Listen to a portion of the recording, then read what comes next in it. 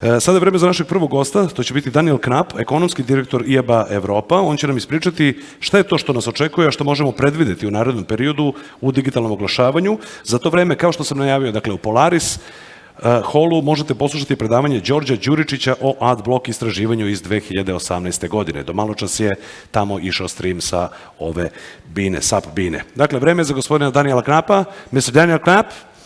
Daniel, could you please join me on stage? Molim vas da ga pozdravite aplauzom. Here we are. Thank you. Thank you for having me, and good morning, everyone.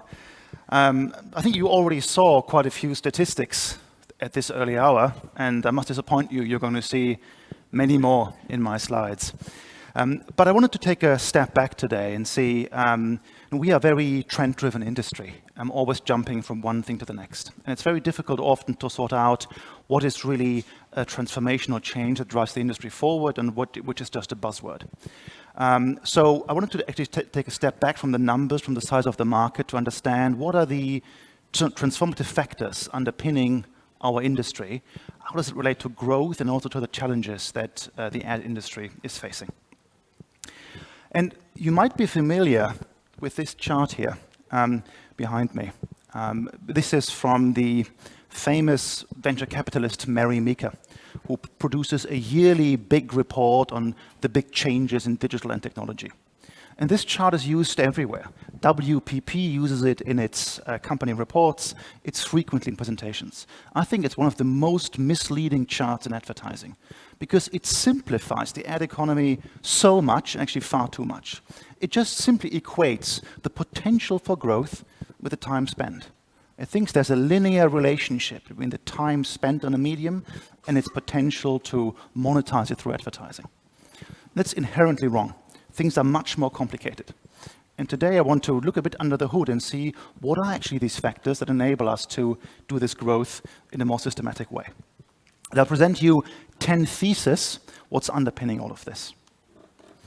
The first is that we're seeing a collapse between mass media and mass brands.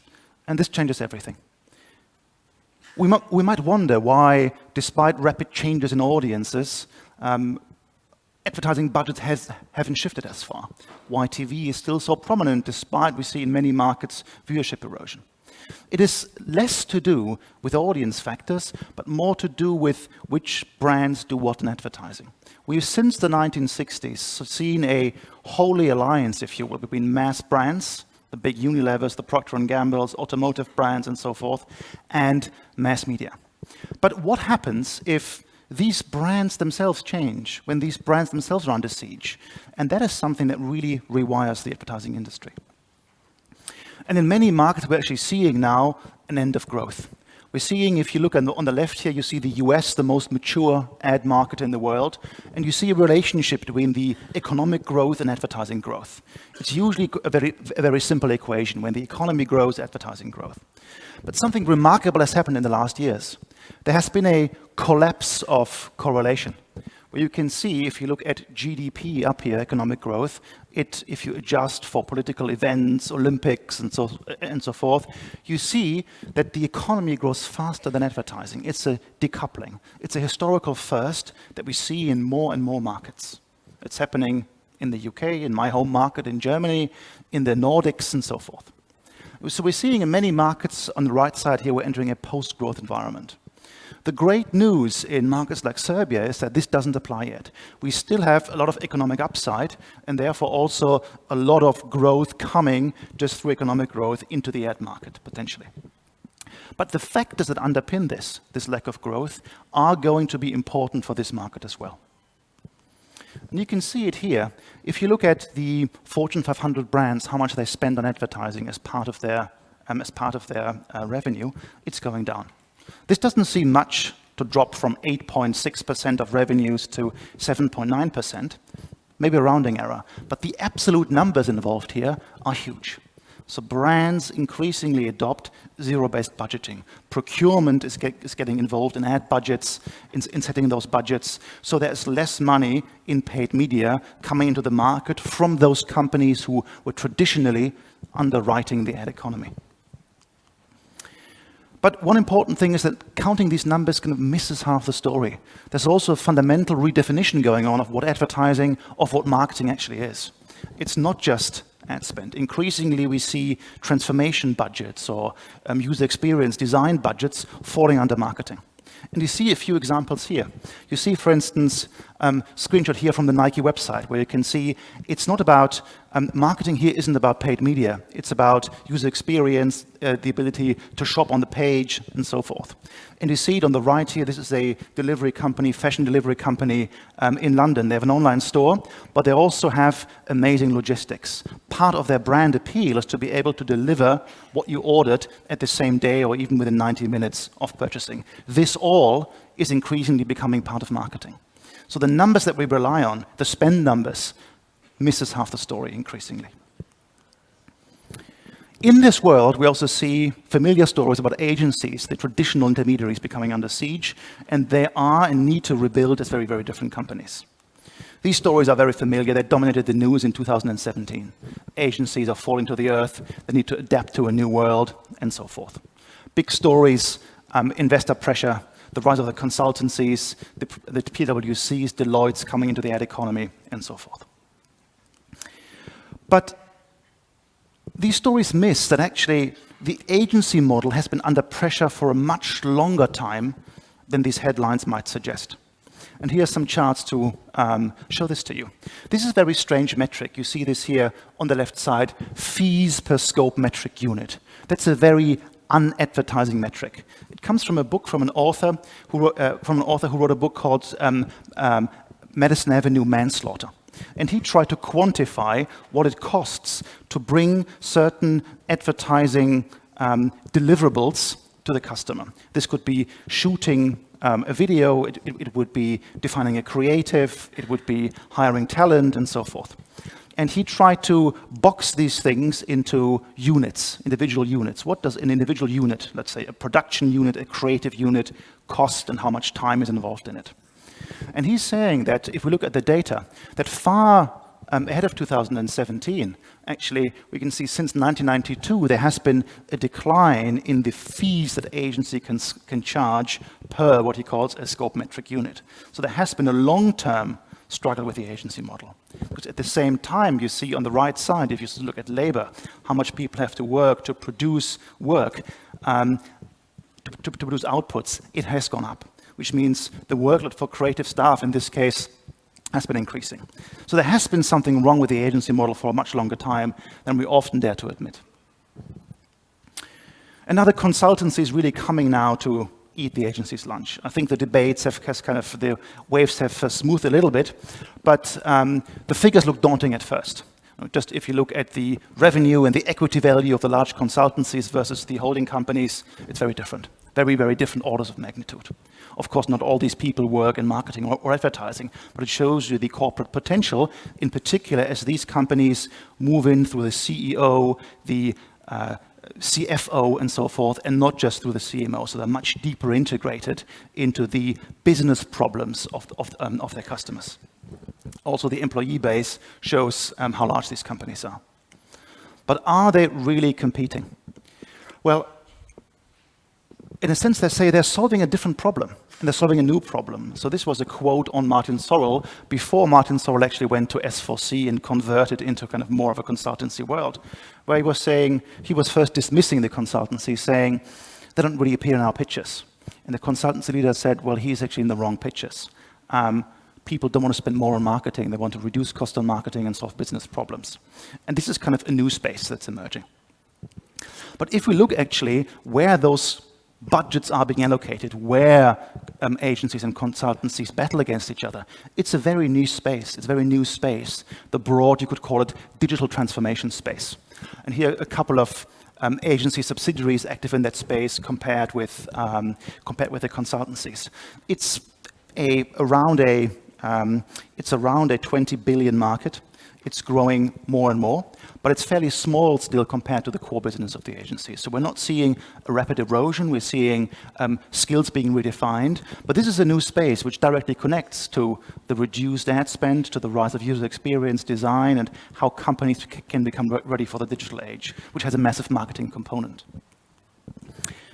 With that also, we need to redefine in the future, and we've seen that already, the relationship between the CMO and the CFO, which often has been a little bit like fire and water. Something massive is changing, that the CMO isn't just responsible anymore for marketing outcomes, clicks, views, likes, hitting the marketing performance plan and so forth, but increasingly to deliver business outcomes, more units sold.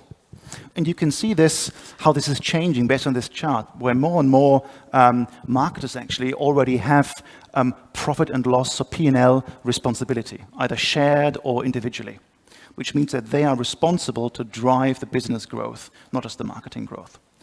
This is hard to execute, though. We have a tradition of measurement, in particular in digital. Things are easy to measure, but the value behind it is actually very hard to quantify and extract.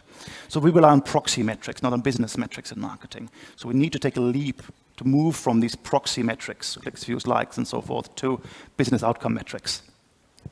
Also, we have such a channel complexity that it becomes very difficult to attribute business growth to marketing activities.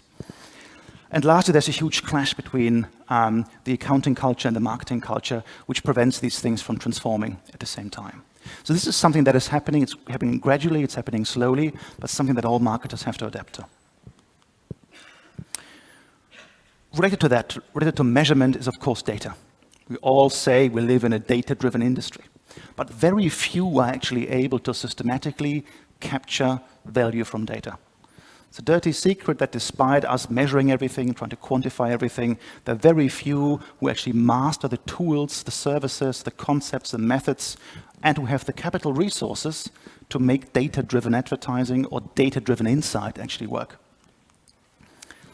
We're already seeing the role of data in advertising, and I think a good perspective is to look at what different things cost if you look at an agency workflow. Here I separated what the cost of a media buy is versus which I broadly call agency labor. This could be planning and buying, this could be creative, but it could also be measurement and data. And you can see a huge difference between traditional media and digital media. Of course, in traditional media and TV, where you have a scarcity of inventory, you have automatically a higher cost of the media buy. At the same time, though, you can clearly see in digital how important other things have become. It's not the value of the inventory, but something else. And that often is data. So we're moving to a world where the value of data often exceeds the value of media. But how to capture this value is becoming very difficult. Because data explosion comes with a complexity explosion. Here's an example of Netflix. If you watch Netflix, this is a UK example, but it applies everywhere. If you load Netflix and you want to see a piece of content, the Netflix algorithm has to make many decisions in real time for millions of users. And for each of those users, it has to factor in all these different variables. And if you multiply these variables, you have, in the end, 174 times 10 by 10 factors that have to be decided before the website loads, which is a lot of compute power. It requires sophisticated infrastructures to make this work. And in advertising, it's actually becoming much more complex because it's not just the creative, so the content that has to be served, but targeting criteria and so forth as well. So managing this is becoming really, really complex, and we're already seeing in ad tech that many of the ad tech intermediaries are struggling to make things work financially. Tech fees are going down, and they need to increase their service fees and value add services, put value add services on to actually keep afloat. And we often think that data is just about algorithms and databases, but it's much more than that. There are actually 4 components that have to symbiotically work together for true mastery. One thing we often omit is that the first of those is actually hardware. And you see it, Google invested massively in its own proprietary hardware for machine learning, for data analytics. Facebook and others are doing the same. So there's a new redefinition of how can we use computer power and particular types of chips to process data better, faster, and cheaper. There's also the role of algorithms, of course. And while Google is one of the key companies in the AI compute space, Facebook, of course, is very advanced on the algorithmic world. Then also we need to use the compute and the algorithms to produce insight, to make people use that data into the business workflow. Netflix is very good at that. And then you need to do it at scale, and this is something where Amazon is great at. So those 4 things really need to work together either on a small scale or on a big scale, if you want to have a systematic competitive advantage in data. And many companies active in the ad space can't have that, which is why we're seeing such a concentration of power among very few companies and players. Because the total cost of entry for most companies is really too high. These four things need always to interlink, and it's only as strong, your digital insight value chain, as strong as the weakest link. All these things need to work together. The costs are extremely high, and it usually historically was reserved for what I call high-risk, high-reward industries: biotech, government, finance, and digital platforms. Advertising was a too low-risk and too low-reward problem for these massive infrastructures to work for advertisers, for agencies, for publishers. So we have to break through this ceiling. A new player on the market here who's able to break through the ceiling is, of course, Amazon. We all know that Amazon is going to redefine the ad landscape. They might be buying TV channels very soon and other things. But just to show you the magnitude and the quick rise of Amazon, here is some statistics that show how much money Amazon makes from advertising. We, for the first time, have a good indication as they're including it in their company reports. And you can see how it moved from close to nothing to actually now, in 2018, run about $10 billion. And Jeff Bezos hasn't even started yet. Massive growth is already coming from the search side, whereas Google and search were equated, and now with product search, Amazon is taking a large share. We see in Germany a massive migration of search budgets from Google to Amazon and other things. Massive staff and so forth as well. But these platforms, which we see are going to win, they also have massive struggles. And the theme of today's and tomorrow's conference is also trust in media. And we're seeing, of course, a massive techlash coming from regulators, from consumers, and also from parts of the ad industry. And we could see already the harbingers of these problems when Mark Zuckerberg tried to change the algorithms of Facebook to prioritize user content, which upset many publishers and advertisers. And we're seeing, if we're monitoring the algorithm changes, you see the red, if we move to the red, it means more changes. We can see that trying to configure how the platform works moved from being something very exceptional, that happened only a very few times a year, to something that's constantly happening. So platforms need to continue, as users become more fickle, need to continue to optimize and to experiment, which makes the reliability of distribution for media owners, for instance, extremely complex and difficult. And with that also, as these algorithms change and as they define what people see, of course, we're seeing something called the weaponization of algorithms, where they're being used for instance, political outcomes and other things. And this is something that really puts regulators on the plan, and something that we as an industry have to be extremely vigilant about. We're seeing several studies here in the UK, for instance, looking at programmatic advertising, looking at the role of platforms in shaping public opinion. And also in the US, we got a senator, for instance, who wants to decouple Google and DoubleClick as there are growing concerns about market power. So all these things are coming towards the industry, and we have to find a way of dealing with it. Something extremely powerful, though, a positive story, is that the battle for video is heating up, and many, many more things are happening in video. We can see, if we look at the TV side of video, we can see that linear TV in very established markets, US, Sweden, other markets, that linear TV growth is actually declining. We're seeing less value in the linear TV space, but more and more in what you could call the total video world, which means linear TV plus over-the-top catch-up plus other video services. So total video is growing. But it means that the players who profit from this world of total video are also changing, and they're changing fortunes for different types of players. So we can see that conventional TV broadcasters are increasingly capturing less of this market, going down from around 97% in the US here to very generously 76.5%. By 2023, it might be less. So there is more competition in this space as it grows. And we can see who some of the competitors are here. Google, Facebook, of course, but increasingly also smart TV and streaming providers.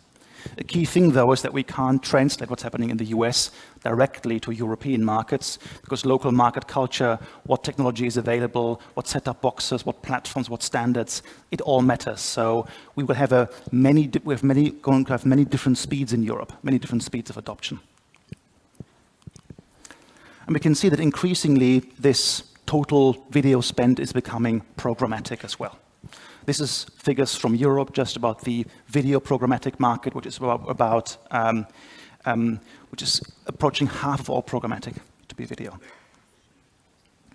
And as video emerges into something more from being merely, we're measuring right now at the IAB on the left side, the 4 billion market, as it moves into over-the-top, catch-up, addressable, and so forth, the market opportunity expands massively. And more, this will all become data-driven as well. So there's a huge space in Europe for this, around a 20 billion total market that many different players are vying for and trying to capture. The interesting thing is that this growth is not coming from the smartphone anymore, the growth in the video, but it's increasingly coming from the living room. We can see this when we look at the growth of connected devices. We all have our smartphones, but more and more devices are being connected in the living room, which provides new gateways for digital companies, for internet-first companies to compete with TV companies. So as living room devices get connected, the ecosystem is also going to change dramatically. Here's some forecasts on how this might play out in Europe in some of the key markets, how connected TV advertising, so advertising on smart TVs, looks like, and we can see huge growth over the next couple of years. The forecasts are a bit uncertain, I would say, because we don't know exactly what's going to happen with the regulatory environment and who is going to win this. Are broadcasters going to capture this? Are other companies going to capture this? There are a lot of variables at play. Another trend moving from video to voice is, of course, we hear a lot of things about voice being revolutionary with smart speakers and so forth. And it's getting attention, and our forecasts say that voice is going to become, including digital audio, so radio, Spotify, and that's excluding banners and videos on YouTube, for instance, around a €1 billion market. But compared to other things, it's still a whisper. It's still very small. And we have the tendency in the industry to overhype and over-amplify things. So there's going to be a lot of growth in audio, but it's going to be relatively small compared to what we see in other market segments. Driven, of course, we might think by smart speakers. We have a massive explosion of voice assistant capable devices all around the world. However, if we look at where the actual ad spend is going to be, it's not on these speakers. It's going to be online streaming platforms, podcasts. It might be digital radio and so forth. So these smart speakers are not directly driving audio ad spend. They might provide new ways of accessing audio content, but there is no systematic way yet to design audio ads for smart speakers. But the smart speaker ecosystem is very interesting because increasingly it's going to get connected with other worlds. We can see how could, for instance, in the future, marketing on smart speakers look like. There could be on the top be branded skills, direct voice advertising. There could be an ecosystem on the right side here. For instance, we're already seeing TV ads that are inviting people to download voice branded skills. On the left side, we need measurement as well. And on the bottom, of course, the voice ecosystem is deeply integrated into the search ecosystem, something we often forget. Alexa runs on Bing. And of course, the Google's assistant runs on Google Search. So there's going to be a deep integration in the search world as well. With that, with assistants, we come to something else, of course, what we generally call AI, which is, of course, massive, but it's also mislabeled and very, very easily misunderstood, a term often abused by the marketing industry. Because there's a very fine line between hype and reality. There was a venture capitalist recently who did a study on so-called AI startups in Europe. And they found that around 45% of AI companies didn't really have anything that could in any way or form be qualified as an AI. If we look at marketing, there are different ways of how this could be applied in the future. On the left side, marketing with AI, meaning using machine learning and other tools to clean data, to find patterns, to make programmatic smarter and so forth, which basically is an augmentation and acceleration of the trends that we're already seeing. The second thing would be seeing AI services as things to be advertised themselves, like smart speakers or branded skills, for instance. And the last thing is something that is very much in its infancy and might appear like science fiction, but as we live in an algorithmic world, we need to keep vigilant about this. This would be marketing to AI in the broader sense, where now that our opinions and what we see is being filtered and curated by algorithms, for the first time there's a chance of marketing not trying to influence us as consumers directly, but trying to influence the filters and the algorithms which reveal things to us. So this would be the first time marketing or targeting the AI, not targeting the consumer. All of this is happening, of course, in a world of increased regulatory scrutiny. And we've had in the European Union GDPR, we're speaking globally about data protection, but the conversation is changing rapidly, away from data as such, about personal data privacy, to something that's generally called the consequences of computation, which means, do people have a right on what conclusions are being made about them through data and algorithms?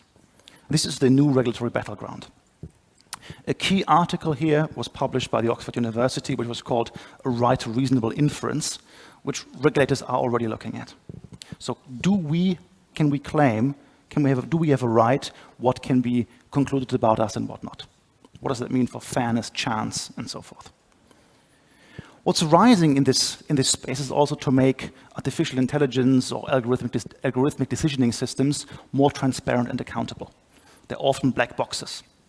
We're seeing here a concept from DARPA, the military agency in the US, which advanced something called explainable AI, which means trying to de-black box things and actually making the decisioning logic transparent and auditable to human actors. So in a way similar to how now we have cookie pop-ups and cookie banners that ask us for our consent, if we take this right to reasonable inference or the consequences of calculation seriously, in a few years we will have to deal with explaining how certain calculations, recommendations, computations have been made about the consumers that we are addressing with advertising. The last thing, though, on AI is a reality check. We're not talking about science fiction here or something that is beyond our grasp of the general AI, but it's actually much more mundane. I love this quote here from Pedro Domingos, who wrote this book, The Master Algorithm, who said that we shouldn't really worry about computers being too smart and changing the world, but rather that they're too dumb. They don't know enough, but they're already here. And they're already impacting what we do, what we think, what ads we see. And as an ad industry, we have to be extremely ethical and conscious about this, and not only produce quality ads, but also in the spirit of trust, in the spirit of this conference, be accountable in terms of what the automation does to people. With that, I would like to close, and thank you very much, and have a great conference.